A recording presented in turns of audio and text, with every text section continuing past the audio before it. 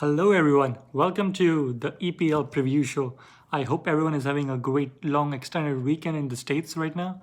So, we are like 6 days away from the new season 2020 season of the English Premier League. So, I'm starting this channel to talk more about and give you insights and my opinions on what's going to happen this coming week. And I'll probably every 2 weeks I'll give you a preview and updates what's going on with each clubs in the Premier League. We have like about 20 clubs, as all of the fans who follow know about it. And then we'll also talk about like 2 or 3 days before I'll give you like predictions or try to play like a small fantasy kind of stuff to predict games like what will happen. It's just like based on my opinion and like my real interest on how EPL goes and stuff. So this is my first video ever for this new show and I'm hoping it goes pretty well. So starting off this video, we're like 6 days away from the new Premier League season. So in this video, I want to go over like all the teams, I'll give you an idea like who I think and who, as all of our community, the football community think who will finish in the top six, who will get relegated, who have a great chance of winning the championship and stuff. So let's get started. So this year has been pretty bad, I can say, for every single sport as due to the coronavirus. And I hope everyone watching this is doing well along with their family. So starting off, I can say let's go over like how the transfer has been for most of the clubs. I'll take a look, like I'll tell you of the important clubs, which clubs have been great and which clubs are still working on some transfer dealings right now. So going over, like I can see like Chelsea is the biggest club, right? I mean, they have a big season transfer window going on right now. They have signed like six new players who will be integrated into the new team. They started with Christian Pulisic last year, and after that they started making deals for Hakim Ziyech from Ajax. Then they signed Thiago Silva on free from PSG. Then we had the big one, Timo Werner, who came in from Bundesliga. And then the big one, like last week, it got announced, Kai Havertz from Bayer Leverkusen. So I believe Chelsea is having one of the best transfer windows so far, considering the fact like last season they were not able to sign anyone due to the some restrictions on financial restrictions, I believe. And then I can still see them signing a couple more players. Like for example, I believe they might be looking in for a goalkeeper, and maybe probably a defensive midfielder. I think they're the two more signings they are looking for. But if they sign those two players by the end of the window in October, I believe they can really be fighting for the top four or maybe even the championship as well. Frank Lampard has been awesome the last year. He didn't sign anyone and he had limited amount of players. So considering the fact what he did with the players he had last year, that was pretty commendable from his part. So I think I can say like Chelsea will be around in the top three, top four, definitely if Frank Lampard gets his cards right. But we'll see. It's a long season. We can't say anything right now. But moving on to the other teams, I can say the top two teams I believe is all definitely gonna be between Liverpool and Manchester City. Liverpool, they haven't made any changes or any additions. They made some like small exciting players like Minamino, and then I think they're looking for Thiago at the moment. I think that might accelerate once Wijnaldum, I think, is linked with Barcelona as of now. So if Liverpool get those, I think Thiago is a baller. He is a really good player, and I think he'll be a hit in the Premier League. So if they get Thiago, I think Liverpool is gonna be one of the teams fighting for the championship. Moving on to Man City. Man City lost David Silva, who moved on to the La Liga. He finally gave up his boots for Man City and in the Premier League. He was a great servant for Man City, I believe, over the past years. And Man City, like Chelsea, like the type of owners they have, like they pretty much once if they lose player, like they are like pretty proactive, getting new players. They signed Nathan Ake, I believe, and I think they might be looking to go in for another midfielder since they also sold Leroy Sané to Bayern Munich as of now. So Man City, Liverpool, and Chelsea, I think they might be really close in the top three and making the top four. I can say like with the way the season ended, I can say Arsenal. They've finished with the FA Cup and then recently they've defeated Liverpool in the Community Shield. Well, it's still a preseason game, but I believe Arteta, like all the conferences I check of Arteta and the way he conducts himself, like on the pitch, like inside reviews, I believe Arteta really knows what he wants to do with the current Arsenal team he has right now. and they have signed Willian on free from Chelsea, and Gabriel. I think he's an exciting defender. He's a left-footed centre back. So let's see how he adapts to the first season of the Premier League. And along with that, I'm really excited of William Saliba. He's young, he's exciting, and I believe he has the same mold as Rafael Varane of Real Madrid.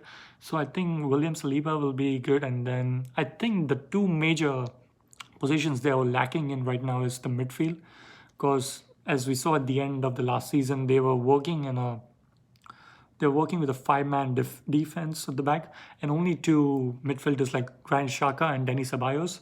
So I believe they're really lacking a proper number eight and a creative midfielder, because their attack is super with Aubameyang, Pepe, and Lacazette. So they just need someone in the midfield area, like a creative midfielder and a box-to-box midfielder, I guess. And if they're able to get that by the end of the transfer window, I believe they'll have a good chance of finishing in the top four. And if they do not, then I can see it's like it can go 50-50 both ways. And then moving further, I can see finishing the top six would be Manchester United and Tottenham Hotspurs. Man U started the transfer window like they were after Jadon Sancho, but for some reason, with Borussia Dortmund, the transfer fee was not able to finalize, so that didn't ended up happening. But they recently signed a good midfielder from Ajax, Donny van de Beek. I believe he's a good addition. He has been a good player, but I'm trying to figure out like where he will fit in the current setup which Solskjaer plays. Like he has Pogba, he has Fernandes, and Van de Beek is also like a similar type of player like Pogba, so he'll be making runs. So I believe if all three of them start, so I'm still wondering like who will be like the proper defensive midfielder for them, unless they can play Fred or Matic over them, over the three midfielders over there. So Manu will be pretty interesting, but I don't think they might finish in the top four. I might be wrong. It's just my opinion. So let's see. I mean, Manu is looking exciting. If they can sign two more players, they'll be pretty tight on that. But I think what Manu is missing right now, Marshall, Rashford, they're really good players. But I think if you have a proper striker, like, over the years we have seen the Premier League, we have strikers like Thierry Henry, Didier Drogba, Aubameyang, like someone like Wayne Rooney, for example. If they have a proper go-to number 9 or number 10, then I believe he'll be banging goals right in, right out. But Marshall and Rashford, they did pretty awesome this past season, scoring almost over 15 goals and numerous assists. So if they continue this form, I don't think they'll need it, but we'll see how that goes. And then next up is Spurs. I believe Spurs can, Mourinho is a good manager. So but they have made some smart signings in Hoyer from Southampton, and then Matt Doherty of Wolves. So I think they are like Mourinho type of players. So whatever Mourinho wants to do, he's a astute tactician, I believe. I'm sorry. So if he gets the players playing as the players play as it want, Tottenham can finish really high compared to last season. But I think they are still quite balanced. They need someone in a good centre back, I believe. They lost their last centre back, Watangan, I believe. So, and if Harry Kane can get firing on all seasons, all fronts this season, then I don't think there's any stopping from them. So I think those will be the top six going ahead. So we also know like this season Leeds United, West Bromwich Albion, and Fulham, they got promoted from the championship. And I'm really excited about Leeds United because their coach Marcelo Bielsa and the type of football they play, it's pretty awesome. So I believe Leeds United to do like how Wolves came into the league. So I can actually see them finishing in the top 10, Leeds United. And because I think once you win the championship, you get a lot of not transfer amount, but I can say winning amount. So that's why they are making some pretty good signings as well. They're like in 30 million, 40 million plus signings like Rodrigo. I think they have made a couple. No, I can't recollect the names right now, but I think Leeds United will be a force to reckon with, to like travel and visit to Allen Road. It'll be tough to beat Leeds or come up against them. So I can say Leeds United finishing the top 10 of the three promoted sides. And as West Brom and Fulham, I believe like they might be fighting for relegation next season. They're making signings and stuff, but I think it might be tough for them. Fulham, like a couple years ago when they came back, I think they finished last, but like they were terrible on the defense. Let's see, Scott Parker is the manager right now. So I can't say, but I can see them like fighting for relegation, West Bromwich Albion and Fulham. So other than that, I can see another team which is part of it. It can be of either of Aston Villa or Brighton Hove Albion. Aston Villa just merely, survived relegation last season. So Aston Villa, I think if they don't, I believe they don't. Jack Grealish, he stays there, he'll be good. If he stays, that'll be a good window for Aston Villa. If they're not able to, no one comes out and buys Jack Grealish because he's their main to go player, number 10. So Aston Villa and then Brighton, I believe they have a exciting. I love the manager Graham Potter, so they play a pretty interesting type of football. But you can't say how they'll end up going. So I think Aston Villa and Brighton, one of them might be fighting for relegation and might get relegated next season.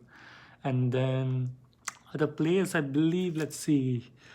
Everton, yeah, Everton have doing good signings right now. I heard James Rodriguez from Real Madrid and Allen from Napoli. So I think they're previous players for Carlo Ancelotti, who's the manager right now.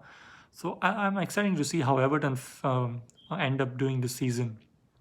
And then again with them to finish the top 10, I believe Leicester City, they're always at the top, and then Wolverhampton Wanderers. So they'll always be there, fighting because it's always difficult to, visit them and get a result out of there. So those will be a top two, I mean, other teams which might finish in the top 10. And then we'll have all the other teams fighting in at the bottom mid of bottom table of the Premier League. So that's what I think. I'll probably be doing more analysis coming ahead. So in probably 3 or 4 more days, I'll upload another video which I'll talk about the game week 1. I'll just go over the first weekend, first game week fixtures. I'll talk about how who'll win, who'll draw, or who'll lose. It's just my opinion. Based on the preseason every team is playing right now, and then how the players are integrating. Due to the virus and everyone's in the bubble and everything. So I'm looking forward to this new Premier League season. Hopefully, in 2 3 months, all the audiences and all the support is able to come to the stadium to have and feel what they are missing out this year and everything. So I believe you like this video. So if you have any suggestions or anything, please comment or like talk to me, message me, and then do like, comment, and subscribe. This is my first video, so I'm just going to try and see how this goes.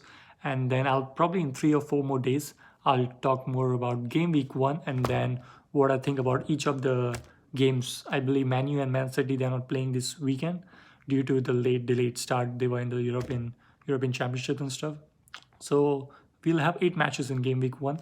So I'll go over, who have chances of winning, what I think, and I'll just give you a proper predictions. So if you are playing fantasy, you can just use it, and I can probably tell you the names or probably the name of players who you can use and stuff.